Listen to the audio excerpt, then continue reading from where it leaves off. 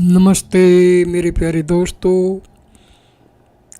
रमन महर्षि की शिक्षाएं, इस विषय पर ये 9वां वीडियो है और इस वीडियो का विषय है गुरु। ईश्वर और गुरु वस्तुतः भिन्न नहीं हैं। जैसे शेर के मुख में पड़ा हुआ शिकार बच नहीं सकता, ऐसे जो लोग सतगुरु की कृपा दृष्टि के पात्र हैं उनका अवश्य उद्धार होगा और कभी भी त्याग नहीं किया जाएगा। फिर भी मनुष्य को गुरु के बताए मार्ग पर अवश्य चलना चाहिए। भगवान की दृष्टि में कोई शिष्य नहीं है, लेकिन शिष्य के दृष्टि बिंदु से गुरु का अनुग्रह समुद्र जैसा है। यदि वह छोटा पात्र लेकर आता है तो उसे उतना ही प्राप्त होगा। सागर की कृपणता की फरियाद निरर्थक है। पात्र जितना बड़ा वह उतना अधिक ग्रहण करेगा, यह उस पर निर्भर है। चित्त स्पंद को अस्थायी रूप से निरुद्ध करने का एक उपाय सत्संग है। साधु महात्मा समाधि के विशेषज्ञ होते हैं, क्योंकि वह उनके लिए सरल सहज होता है एवं उनमें निरंतर बना रहता है। उनके निकट संपर्क में रहने वाले तथा उनकी सहानुभूति के पात्र लोग क्रमशः उनकी समाधि की आदत ग्रहण कर लेते हैं।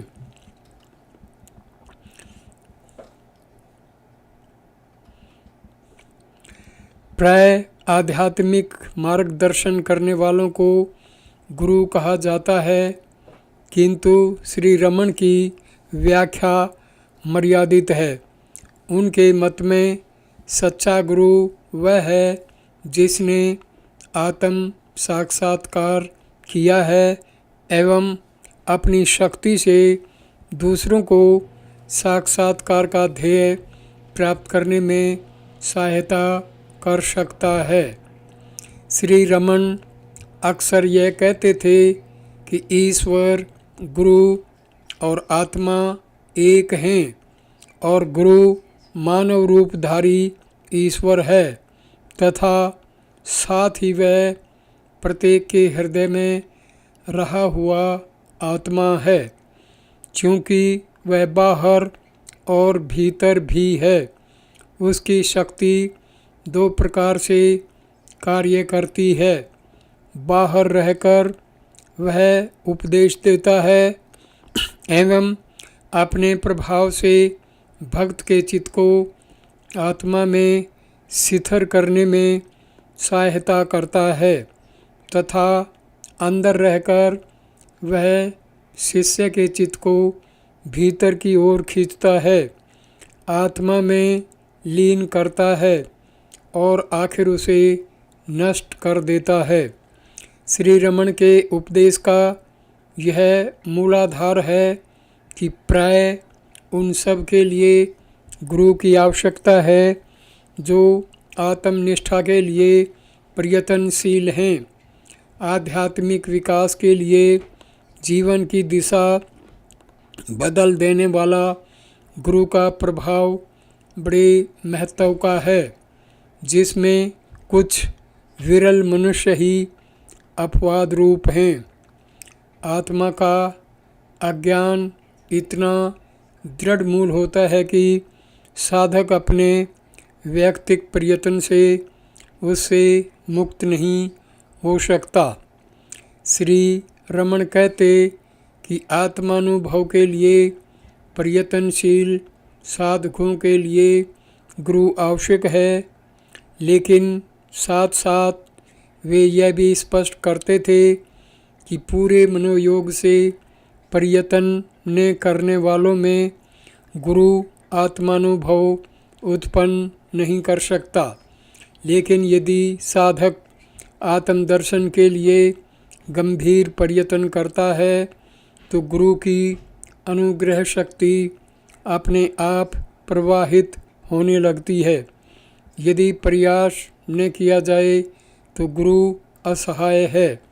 इस प्रकरण में दिए गए वार्तालाप श्री रमण के गुरु स्वरूप विषयक एवं आत्मा अनुभव कराने में गुरु के योगदान विषयक विचारों को संक्षेप में प्रस्तुत करते हैं। श्री रमण जिस विशेष रीति से अपनी शक्ति का प्रयोग करते थे उसकी विस्तृत चर्चा 9वें प्रकरण में की जाएगी। प्रश्न: गुरु कृपा क्या है? वह साधक को आत्मा अनुभव तक कैसे ले जाती है? उत्तर: गुरु आत्मा है। मनुष्य अपने जीवन में कभी न कभी असंतुष्ट हो जाता है, अर्थात जो भी प्राप्त है उसमें उसे आनंद नहीं मिलता। ईश्वर प्रार्थना से वह अपनी सांसारिक इच्छाओं को पूरा करना चाहता है। क्रमशः उसका चित्त शुद्ध होता जाता है और वह अपनी इच्छाओं की पूर्ति के बजाय ईश्वर के अनुग्रह के लिए प्रार्थना करता है। तब ईश्वर का अनुग्रह प्रकट होने लगता है और वह गुरु रूप में उसे दर्शन देकर सत्य का उपदेश करता है तथा अपने संग से उसके चित्त को शुद्ध करता है। भक्त का चित्त बलशाली होकर अंतर्मुख अहममुख बनने में समर्थ होता है। ध्यान से वह और भी शुद्ध होता है और बिल्कुल तरंग रहित समुद्र जैसा बनकर निश्चल हो जाता है। वह प्रशांत विस्तार आत्मा है। गुरु बाहर भीतर दोनों ओर है। बाहर से वह मन को धक्का देकर भीतर की ओर मोड़ देता है और अंदर से आत्मा की ओर खींचता है। इस प्रकार मन को शांत बनाने में सहायता करता है। यह गुरु कृपा है। ईश्वर, गुरु और आत्मा में कोई भेद नहीं है।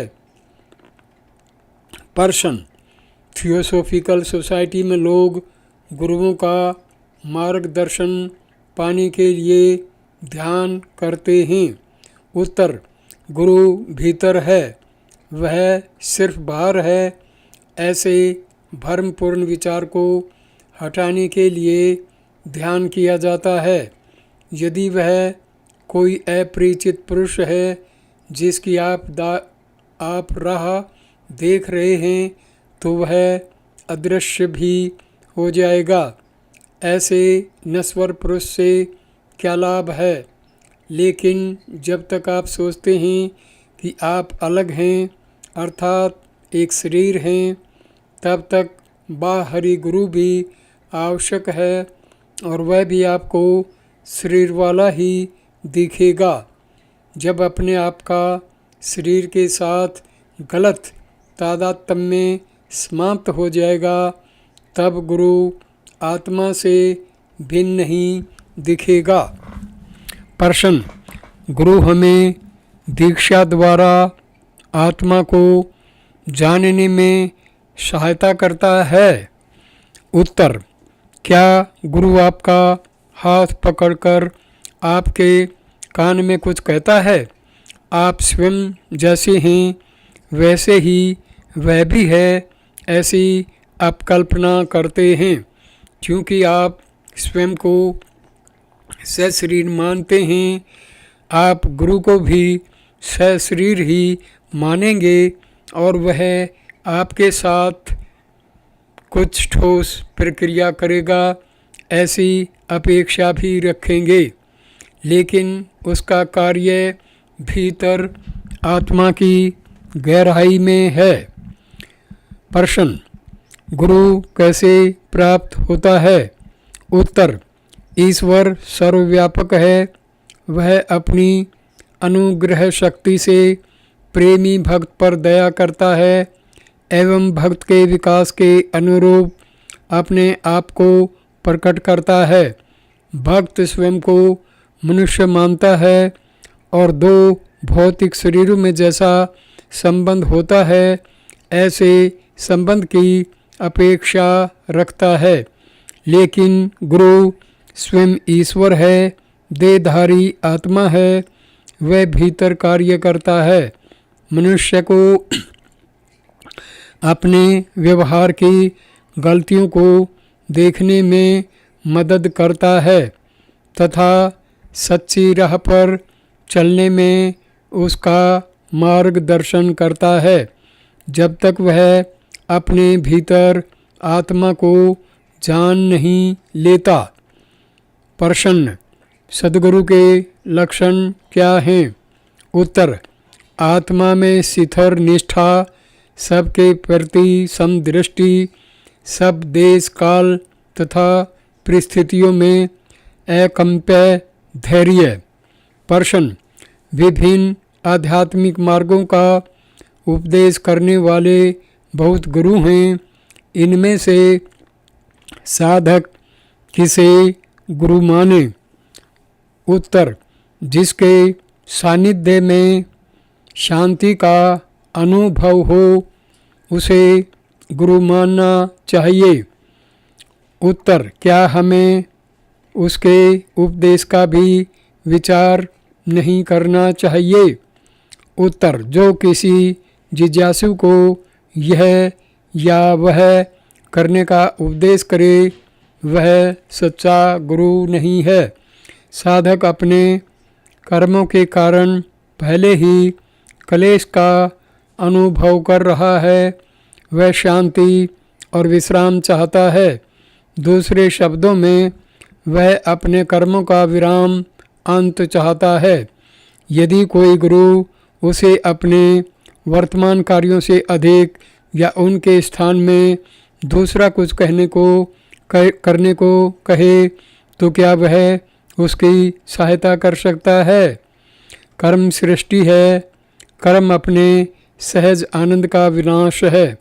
कर्मों का उपदेश करने वाला तारने वाला नहीं, मारने वाला है। ऐसी परिस्थिति में ब्रह्मा अथवा यम को गुरु के वेश में आया हुआ समझना चाहिए। ऐसे गुरु साधक को मुक्त नहीं कर सकता, वह केवल उसके बंधन को और दृढ़ बनाता है। प्रश्न, मैं मेरे सद्गुरु को कैसे प्राप्त कर सकता हूँ? उत्तर, गंभीर ध्यान से। प्रश्न, यदि यह सत्य है कि गुरु अपनी आत्मा ही है तो उस शास्त्र वचन का क्या रहस्य है जो कहता है कि शिष्य कितना ही विद्वान हो या उसने कैसी भी सिद्धियां प्राप्त की हों, गुरु के अनुग्रह के बिना वह आत्म साक्षात्कार नहीं कर सकता। उत्तर, पूर्ण सत्य के दृष्टि बिंदु से गुरु की अवस्था अपने आत्मा की ही अवस्था है, फिर भी अज्ञान के कारण जीव बने आत्मा के लिए गुरु के अनुग्रह के बिना अपनी मौलिक सहज अवस्था प्राप्त करना कठिन है। प्रश्न, गुरु कृपा के लक्षण क्या हैं? उत्तर, वह शब्दों एवं विचारों से परे है। प्रश्न, यदि ऐसा है तो यह कैसे कहा जा सकता है कि गुरु के अनुग्रह से शिष्य अपनी सहज अवस्था का अनुभव करता है? उत्तर, हाथी स्वप्न में शेर को देखकर जग जाए ऐसा यह भी है। शेर को देखने मात्र से हाथी जगता है, ऐसे ही यह निश्चित है कि गुरु की कृपापूर्ण दृष्टि से शिष्य अज्ञान निद्रा से सत्य ज्ञान की जागृत अवस्था में आता है।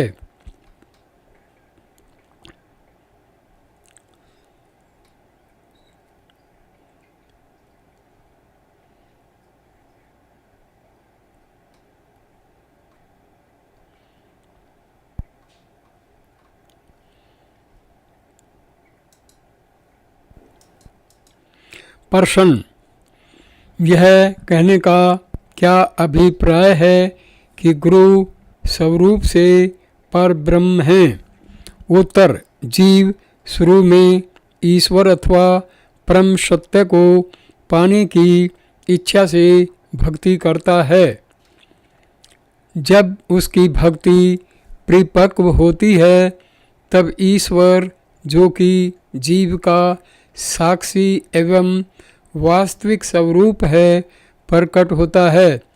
वह अपने स्वाभाविक सच्चिदानंद लक्षण से युक्त होकर तथा करुणा से नाम रूप धारण करके प्रकट होता है। शिष्य पर अनुग्रह करने के बहाने से वह अपने स्वरूप में समा लेता है।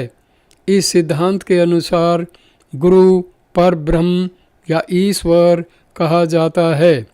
प्रश्न, तो कुछ महापुरुषों को गुरु के बिना ज्ञान कैसे हुआ?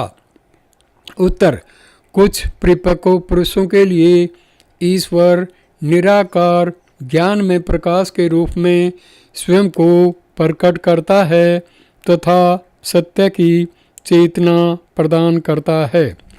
प्रश्न, मनुष्य सच्चे सद्गुरु का निश्चय कैसे कर सकता है? सद्गुरु का वास्तविक स्वरूप क्या है? उत्तर, जिसके साथ आपके चित्त का स्वाभाविक मेल हो जाता है वह सद्गुरु है। यदि आप पूछें कि सद्गुरु का निश्चय किन लक्षणों से किया जाए तो उसका उत्तर है कि उसमें शांति, धैर्य, अक्षमा इत्यादि गुण होने चाहिए। वह दृष्टि से चुंबक की तरह दूसरों को आकृष्ट करने की शक्ति वाला होना चाहिए एवं सबके प्रति समदर्शी होना चाहिए। जिसमें ये गुण हों वह सच्चा गुरु है। लेकिन यदि आप सद्गुरु के स्वरूप को जानना चाहें तो प्रथम आपको अपना स्वरूप जानना चाहिए। यदि कोई अपना स्वरूप नहीं जानता तो वह गुरु के स्वरूप को कैसे जानेगा? यदि आप सद्गुरु के वास्तविक स्वरूप को जानना चाहते हैं तो आपको संपूर्ण विश्व को गुरु रूप देखने का अभ्यास अवश्य करना चाहिए। साधक को सब प्राणियों में गुरु के दर्शन करने चाहिए। ईश्वर के विषय में भी यही सत्य है। सब पदार्थों को ईश्वर रूप देखने का अभ्यास प्राथमिक भूमिका है। जो मनुष्य अपने आत्मा को नहीं जानता वह ईश्वर के अथवा गुरु के वास्तविक स्वरूप को कैसे जान सकता है? वह उसका निर्णय कैसे करेगा?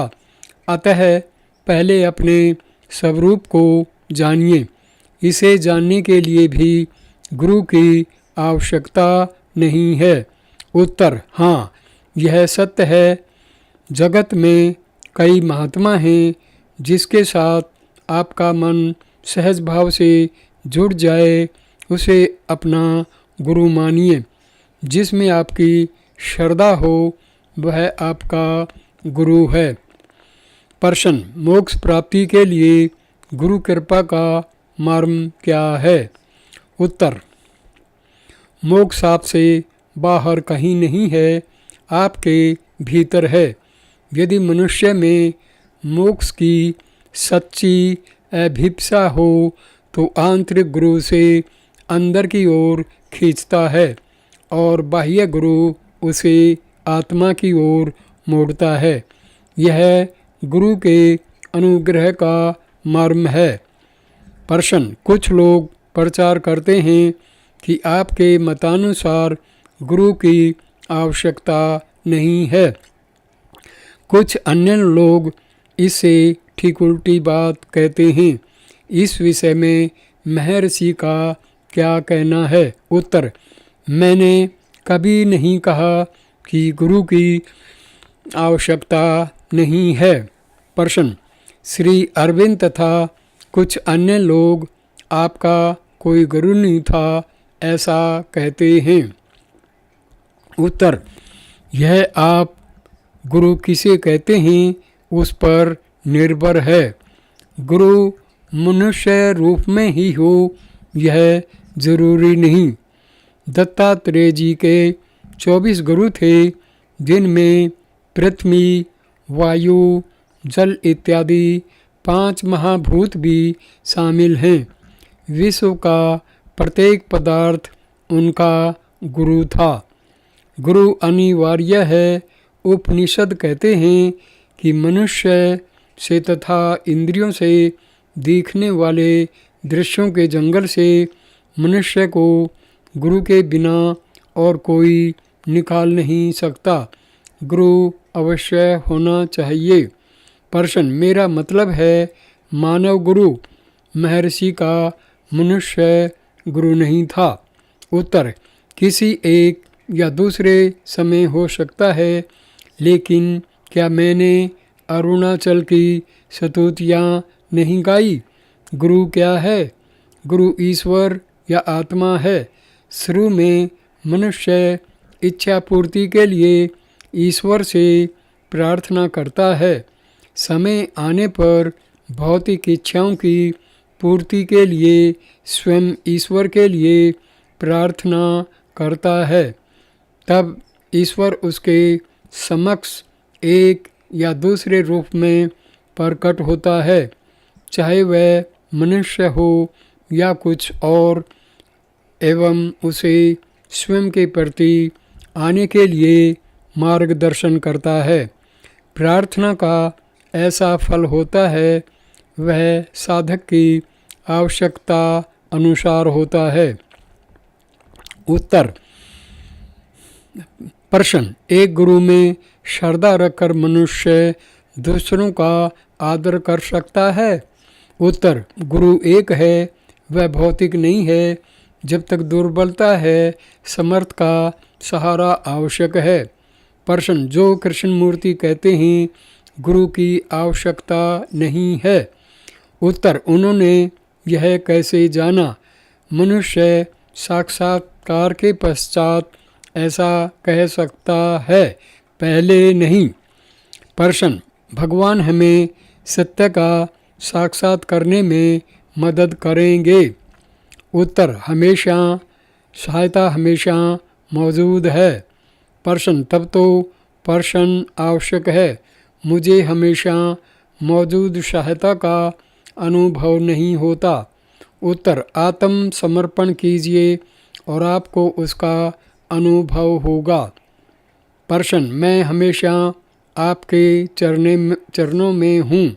भगवान मुझे अनुसरण करने के लिए कोई उपदेश देंगे, अन्यथा 600 मील दूर रहकर मैं सहायता कैसे प्राप्त कर सकता हूँ? उत्तर, सद्गुरु अंदर हैं। प्रश्न, इस तथ्य को समझने के लिए भी सद्गुरु जरूरी है। उत्तर, सद्गुरु अंदर है।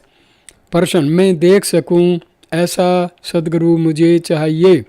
उत्तर, वह दिखने वाला गुरु कहता है कि वह अंदर है। प्रश्न,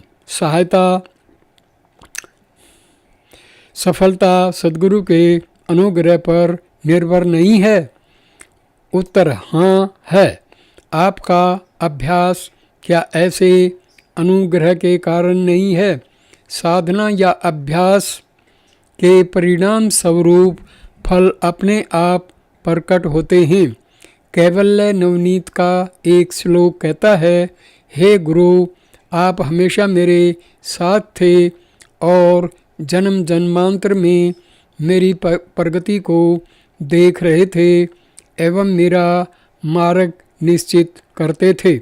जब तक मैं मुक्त न हो गया, प्रसंग आने पर आत्मा गुरु रूप में प्रकट होता है, अन्यथा वह हमेशा अंदर रहकर जो करना आवश्यक होता है उसे करता रहता है।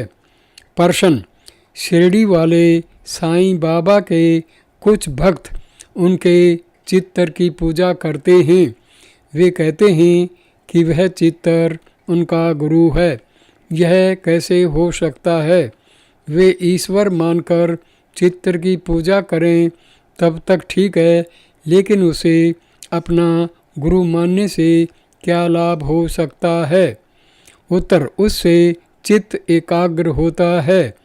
प्रश्न: मैं सहमत हूँ कि वह एकाग्रता के अभ्यास में कुछ हद तक सहायक हो सकता है, लेकिन उस एकाग्रता के लिए गुरु आवश्यक नहीं है। उत्तर: यह सही है, लेकिन आखिर गुरु का अर्थ गुरी या एकाग्रता है। प्रश्न: अचेतन चित्तर गंभीर एकाग्रता को सिद्ध करने में क्या सहायता कर सकता है? उसके लिए जीवित गुरु होना चाहिए जो स्वयं प्रयोग करके दिखाए। कदाचित श्री भगवान जैसे विरल महापुरुषों के लिए बिना गुरु के सिद्धि पाना संभव हो सकता है, लेकिन मेरे जैसे साधारण मनुष्य के लिए यह कैसे संभव है?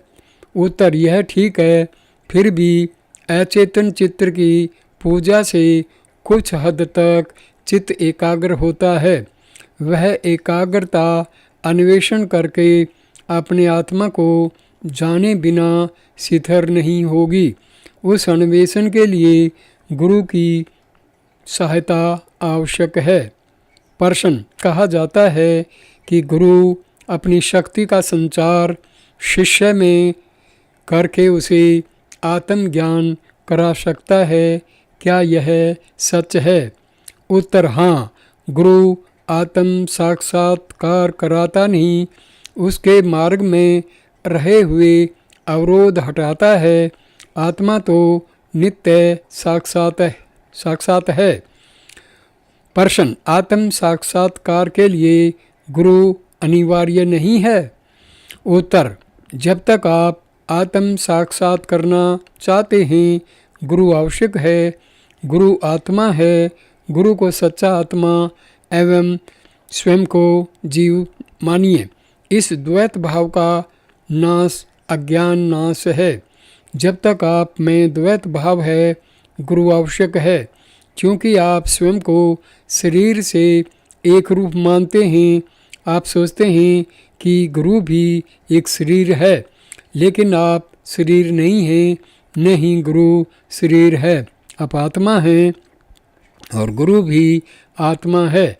जिसे आप आत्म साक्षात्कार कहते हैं, उससे यह ज्ञान प्राप्त होता है।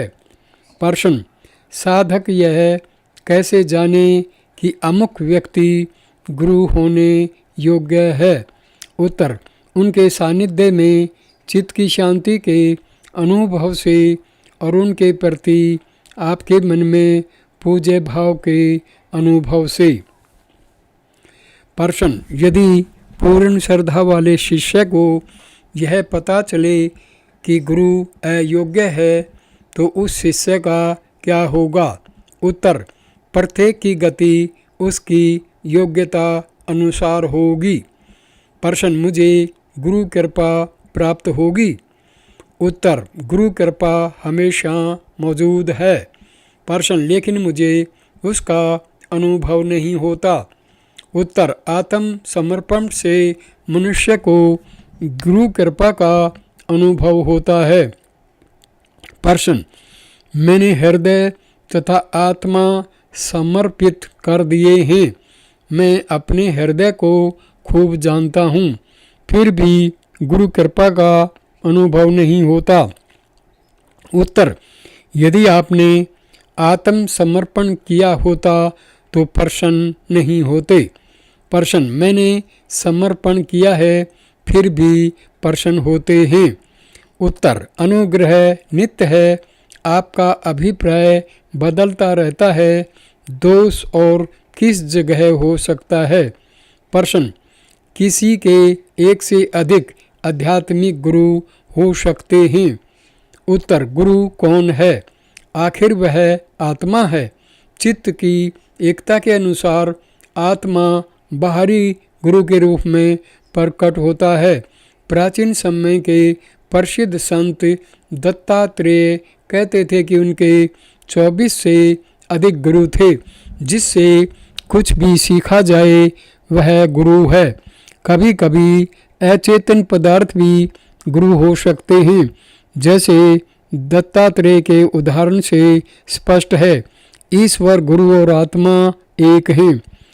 आध्यात्मिक दृष्टि बिंदु वाला मनुष्य सोचता है कि ईश्वर सर्वत्र व्यापक है और वह उसे ही गुरु मानकर चलता है। बाद में ईश्वर उसे व्यक्तिगत गुरु के संपर्क में लाता है और वह उसकी सर्वरूपता को पहचान लेता है। अंत में गुरु कृपा से वह अनुभव करता है कि आत्मा ही सत्य है, अन्य कुछ भी नहीं है। इस प्रकार वह जान लेता है कि आत्मा ही सच्चा गुरु है। प्रश्न: श्रीमद् भगवत गीता में कहा है कि शुद्ध बुद्धि से, गुरु सेवा से तथा विचार से आत्मा को जानना चाहिए। इनका मेल कैसे बिठाया जाए? उत्तर: ईश्वरो गुरुरात्मेति मूर्ति भेद विभागिने। ईश्वर, गुरु और आत्मा एक हैं। जब तक आप में द्वैत बुद्धि है, आप गुरु को स्वयं से भिन्न मान कर ढूंढते रहेंगे। लेकिन जब वह आपको सत्य का उपदेश करता है तो आपको अंतर्दृष्टि प्राप्त होती है।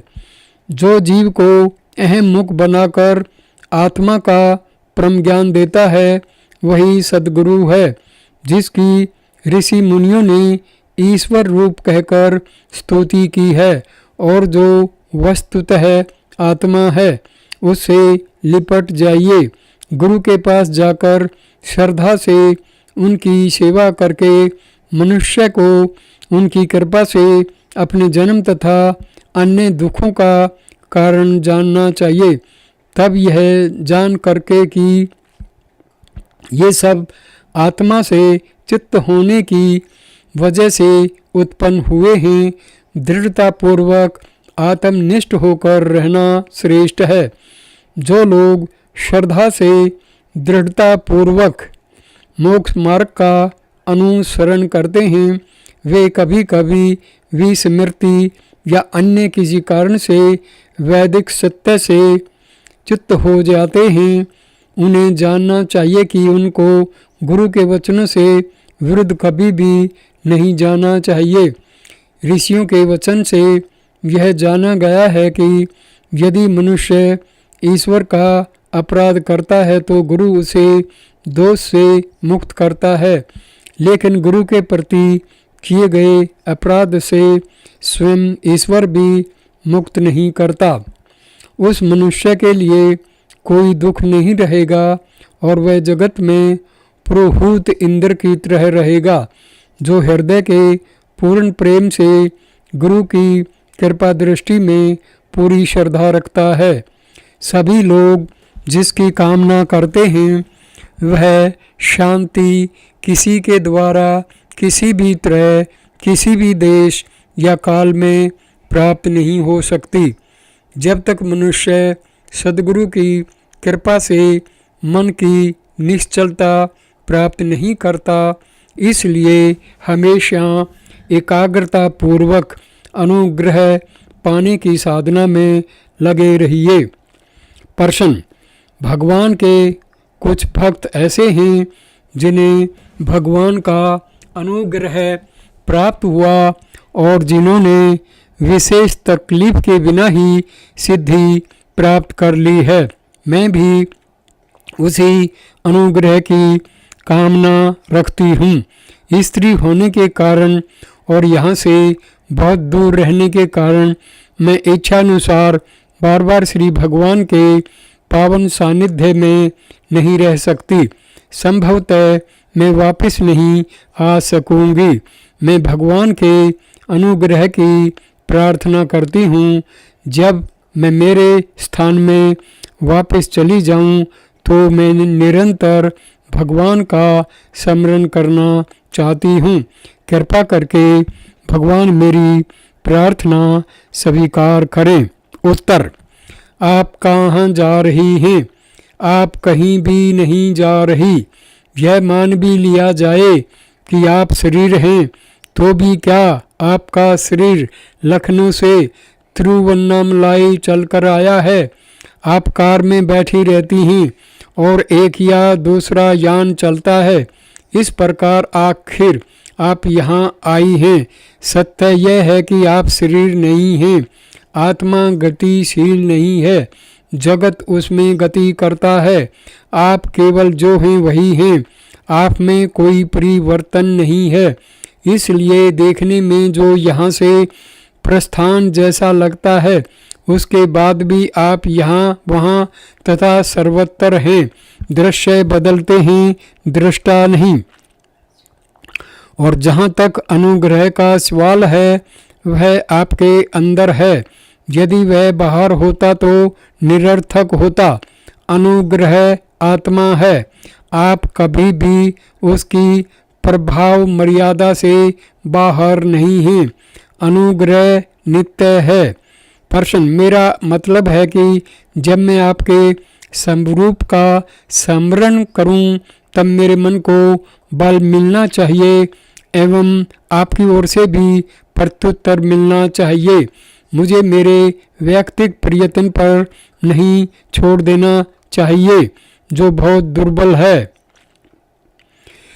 उत्तर: अनुग्रह आत्मा है। मैंने पहले ही कह दिया है कि यदि आप भगवान को याद करती हैं तो आत्मा आपको ऐसा करने के लिए प्रेरित करता है। क्या अनुग्रह पहले से ही मौजूद नहीं है? क्या एक क्षण भी ऐसा है जिसमें अनुग्रह आप में सक्रिय न हो? आपका स्मरण अनुग्रह का पूर्वगामी है। वही प्रत्युत्तर है। वह उद्दीपक है। वह आत्मा है और अनुग्रह है। चिंता का कोई कारण नहीं। प्रश्न: क्या मैं बाह्य सहायता के बिना मेरे ही प्रयत्न से मेरे स्वरूप के गहन सत्य तक पहुंच सकता हूं? उत्तर: आप आत्मानुसंधान के लिए तत्पर हैं। यही दिव्य अनुग्रह का प्राकट्य है, जो हृदय में देदीप्यमान है और आंतरिक सत्ता है। वही सत्य स्वरूप आत्मा है जो आपको अंदर से अपनी ओर खींचता है। आपको बाहर से अंदर की ओर मुड़ने का यत्न करना चाहिए। अंदर से अपनी ओर खींचता है। आपको बाहर से अंदर की मुड़ने का यत्न करना चाहिए। आपका सनिष्ठ प्रयत्न आत्म अनुसंधान है और गहन आंतरिक गतिशीलता अनुग्रह है। इसलिए मैं कहता हूँ कि अनुग्रह के बिना सन्निष्ठ आत्मानुसंधान नहीं होता है, और जो आत्मानुभव के लिए प्रयत्न नहीं करता, उसके लिए अनुग्रह निष्क्रिय होता है। दोनों आवश्यक हैं। प्रश्न: आत्मा अनुभव के लिए कब तक गुरु आवश्यक है? उत्तर: अज्ञान रहे तब तक गुरु आवश्यक है। अज्ञान आत्मा पर स्वप्रेरित लेकिन गलत मर्यादा का आरोपण है। भजन करने पर ईश्वर शिथिर भक्ति देता है जो आत्म समर्पण में परिणत होती है। भक्त के आत्म समर्पण करने पर ईश्वर गुरु रूप में प्रकट होकर दया करता है। गुरु जो कि ईश्वर है, यह कहकर भक्त का मार्गदर्शन करता है कि ईश्वर अंदर है और आत्मा से भिन्न नहीं है। इससे मन की अंतर्मुखता सिद्ध होती है, जो अंत में आत्मानुभव में परिणत होती है।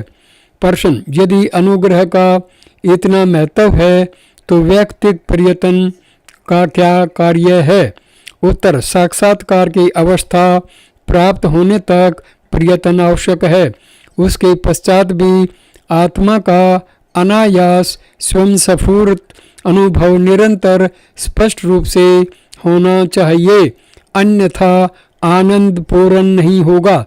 ऐसी सहज अवस्था प्राप्त होने तक किसी न किसी रूप में प्रयत्न अवश्य करना चाहिए। हमारे प्रयत्नों से परे एक अनायास अवस्था है। जब तक वह सिद्ध नहीं होती, प्रयत्न आवश्यक है। ऐसे अकृत्रिम आनंद का एक बार भी अनुभव करने के पश्चात मनुष्य बार बार उसका अनुभव करने का प्रयत्न करेगा। शांति के आनंद का एक बार अनुभव करके कोई भी उससे बाहर होने की इच्छा नहीं करेगा, नहीं वह किसी दूसरे काम में मन लगाना चाहेगा।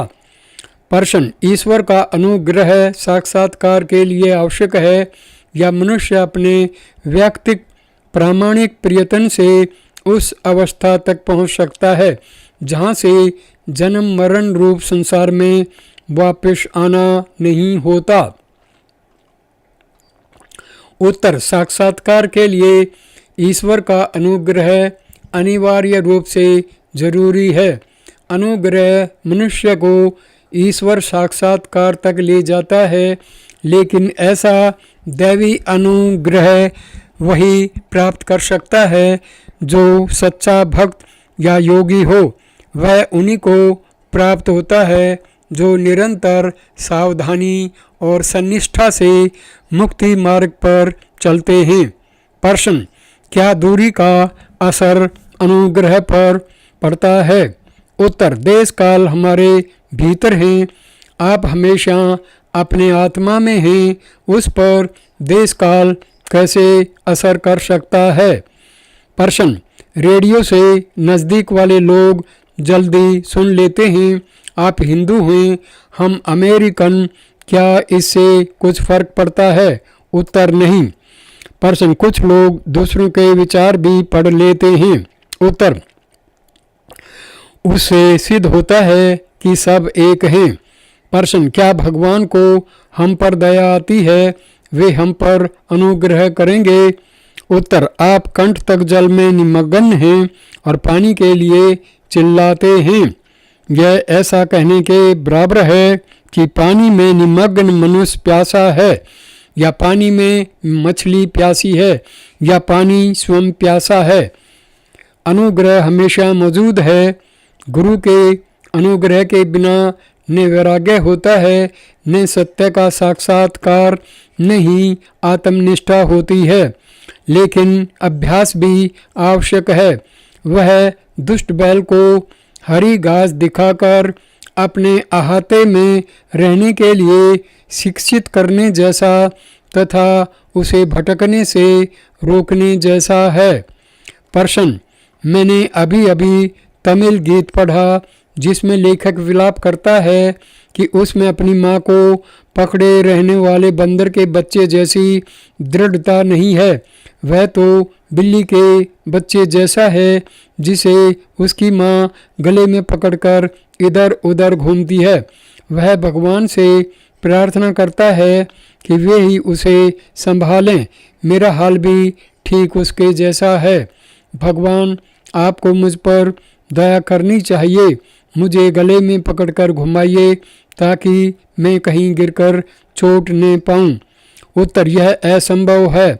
आपका प्रयत्न और गुरु की सहायता दोनों आवश्यक हैं। प्रश्न, किसी को गुरु कृपा पाने में कितनी देर लग सकती है? उत्तर, आप क्यों इसे जानना चाहते हैं? प्रश्न, स्वयं को आशा देने के लिए।